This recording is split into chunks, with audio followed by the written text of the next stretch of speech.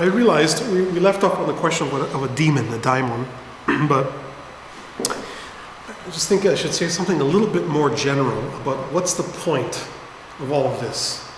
What is the point of totem and taboo? What's the point of the psychological approach to primitive religion? I think you already know, but just to make it explicit. You know, Freud was a doctor. He was a healer. That was his main purpose in life. That was his vocation, to heal people. And he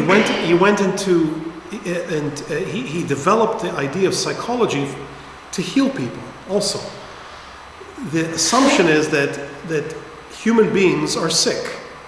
Now, sickness has different levels. The people who, when you're really sick, you have to go to the hospital, whatever. If a person is mentally ill, if they're psychotic, obviously they have to go to a mental hospital, to a psychiatric ward. But Freud was interested in a type of sickness that is much less dangerous and much more widespread. A malaise, like we say in French. The sickness of being human. Human beings we're not necessarily sick that we have to be hospitalized, but the human condition is clearly not the healthiest that it could be. People are generally unhappy. We have neuroses of all sorts. We have hang-ups. Our relationships fall apart. People get divorced. People get into fights. People get into wars. That was a big issue for Freud, actually. You know, Einstein once wrote a letter to Freud asking him to explain why are there wars from a psychological standpoint. This was between, I believe it was, obviously it was between the wars. After the First World War, why did millions of people just die? Why? There's something wrong with the human condition. Human beings can't get their act together. And so Freud was obsessed with this idea. How do we treat the human condition? What is it about being human? Specifically about being European? European human beings are very proud of being advanced and civilized compared to primitive, savage human beings. And by European, of course, I mean, I don't just mean here, Europe, but Americans are also European. America is a European colony. Israel is an American colony, so it's also a European colony. I'm not talking about government, I'm talking about culture. Israel is a Europe. Today, so many of the problems that Israel faces are precisely because Israel is a European entity. In the Middle East, what is it doing? The Arabs are upset because why did you bring Europe here? We thought we got rid of the French and the British and all the Europe, right? We want to be Arabs. But Israel is holding on as a Western and therefore European culture. Civilized, advanced technologically and so on. With European values. Whether it's religious or secular, the difference doesn't matter so much. All these cultures, or the Western civilization, suffers from this spiritual malaise, sickness. And Freud's instinct, his intuition as a physician, as a psychologist, was that if only we could get, like in all medicine, when you do medicine, you look for what's called in medicine, and they use the Greek word etiology, the causality. What's the cause of this sickness? If I can find the cause, then I should be able to treat it. So in psychology, Freud, when he's looking for causes, the first thing that he discovered was that childhood is such a deeply vulnerable and impressionable period of our lives that most of our illnesses, psychologically speaking, come from our childhood. That's where it comes from. The first 5 years of our lives make such a powerful impression on our psychological constitution that we spend the rest of our lives behaving according to those 5 years, to the rules that were set down for us by our parents, by our teachers, by our society. In the first 5 years, those are the rules that we live by. And it takes tremendous amount of work to remember even what happened. Never mind face it. First of all, just remember it. What was my trauma? What did my mother, my father do to me that made me be this way? That I don't even remember. And then if I do remember, even if I remember, how do I know that that really was such a big influence? Maybe it was just whatever just happened. You know, because of Freud, some people began to take children very, very seriously. You have to be careful how you raise children. You can't just say, oh, hey, you'll forget about it. You don't have to treat children so carefully. Eventually they'll grow up, they'll be adults, and then everything will be fine. No, it doesn't work that way. Dafka in childhood, that's when you have a chance to make a healthy human being. And if you don't succeed, it's going to be much, much, much harder when they're 20 years old. It's going to be much harder when they're teenagers. If you didn't do a job properly when they're 2 years old, you're going to have a hard time when they're 14. And if you didn't do a good job when they're 14, you're going to have a murder time when they're 30. By then it's too late. By then they're already in jail. And you can't do anything about it, right? So Freud said, look, first of all, let's pay attention to what happens in childhood. And let's try to, when we do psychoanalysis, let's help people access the memory which they suppressed. That was a big important idea in psychology, that we repress what happened in childhood because it's too painful to remember. So we have to work to find out what happened in our childhood and to deal with it, to confront it in order to achieve health. And then Freud came upon a higher level idea. He said that, since Europeans in the Renaissance period began to explore worlds outside of Europe. First of all, it was for commercial purposes. Marco Polo went to China to bring back tea and spaghetti and silk and whatever. So there was an economic reason to go. There was colonialist reasons. Let's go find gold in El Dorado, whatever. And then it became a religious reason to go abroad. In other words, to America, to India, to Africa, and so on. Let's go convert the savages. Let's make them Christian.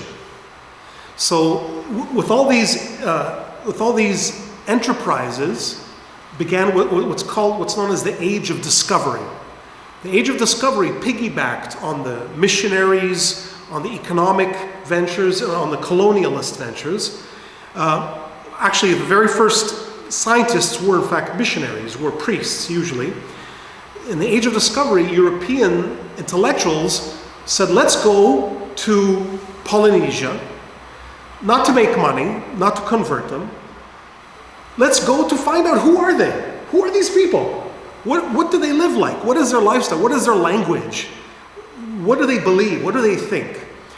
And suddenly these scientific fields began to flourish, what's called ethnology. Ethnology means the study of other cultures, which of course is connected to anthropology in a broader sense. Anthropology is also interested in historically what happened in ancient European civilization and so on. And these ethnologists, which studied all their languages and these different cultures, started to bring back information to Europe through the Portuguese, Spanish, British, French, Dutch colonialism and so on. And they started to write books about how these people behave.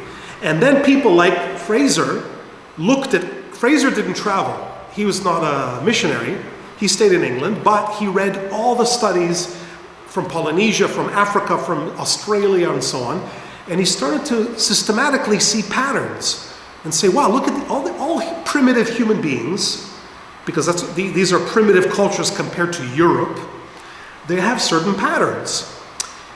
And of course, once they realized their patterns, the idea that they fell upon very quickly is, wait a minute, not only is there a similarity between an African primitive and an Aboriginal Australian primitive and a Polynesian primitive and so on, there's also similarity between all of these and what we know of early Europe.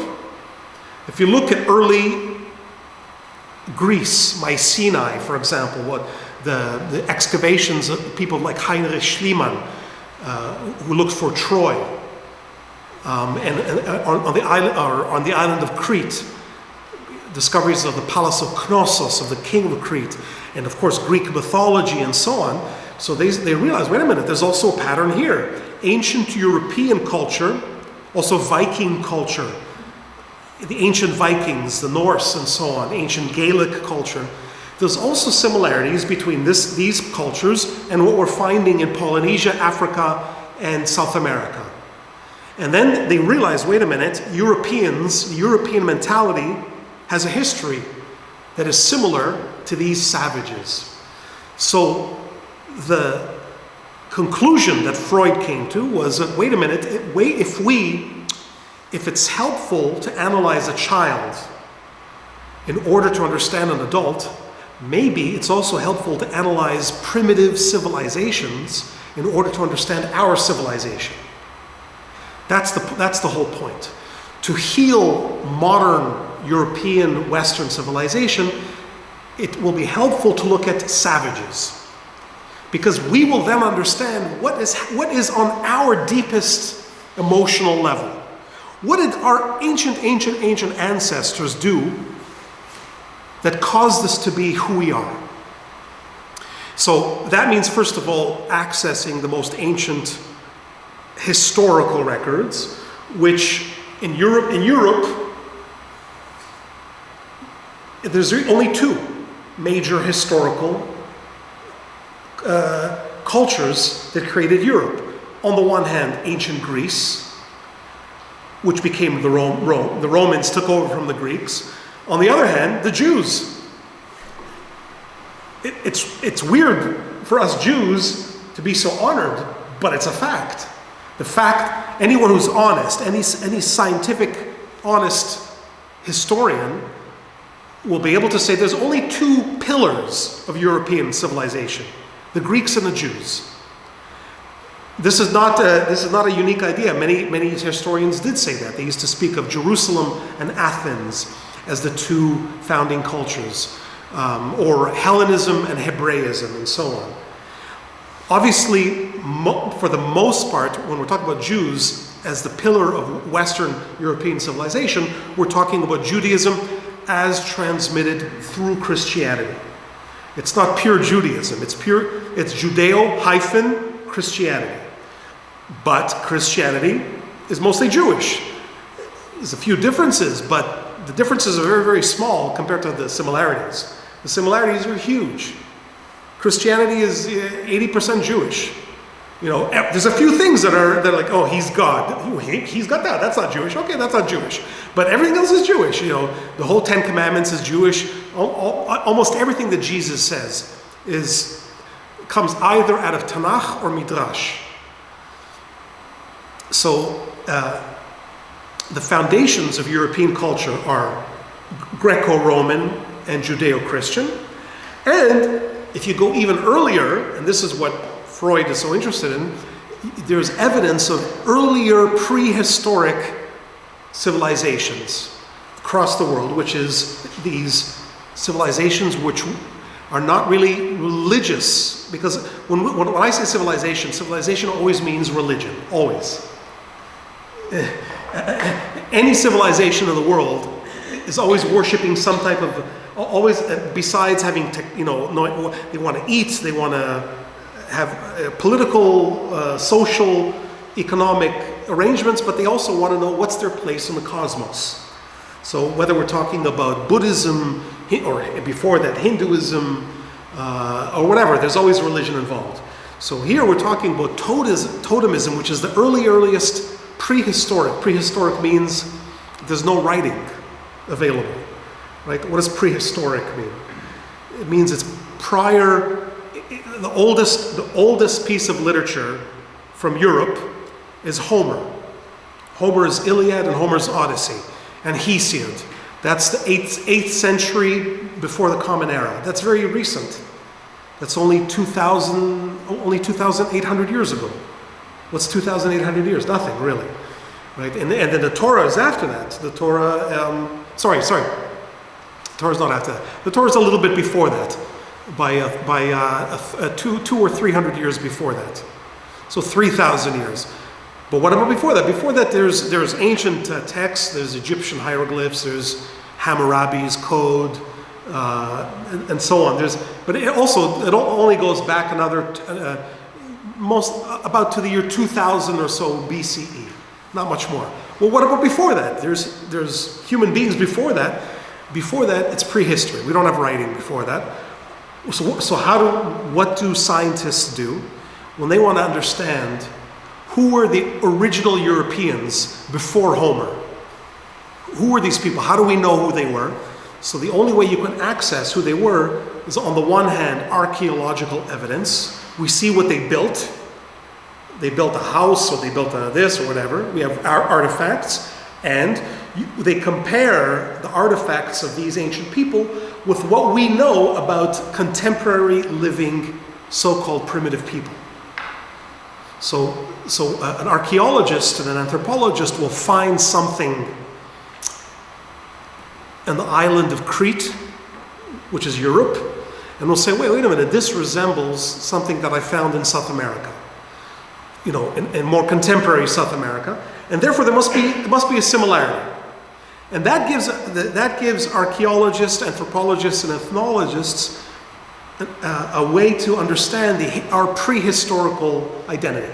Now, Freud added to this the psychological dimension. Freud said, let's take all of this wonderful information that we get from ethnology, and let's apply what we know about psychology to this information. Maybe we'll be able to uncover the real secret of who we are. And the basic premise, and now it's an assumption. The assumption has to be questioned, and many people question it. Freud is not scripture. So, many scientists question Freud, but his assumption was that there must be a parallel in development.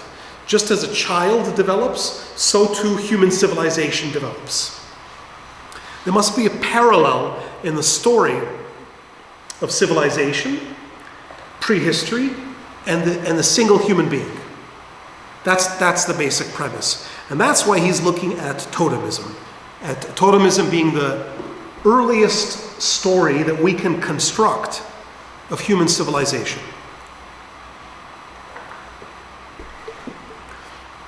And as we see from the title of this 4-volume work, in this early phase of human history, prehistory, there are two phenomena that stand out so strongly that they deserve to be in the title with the word "and."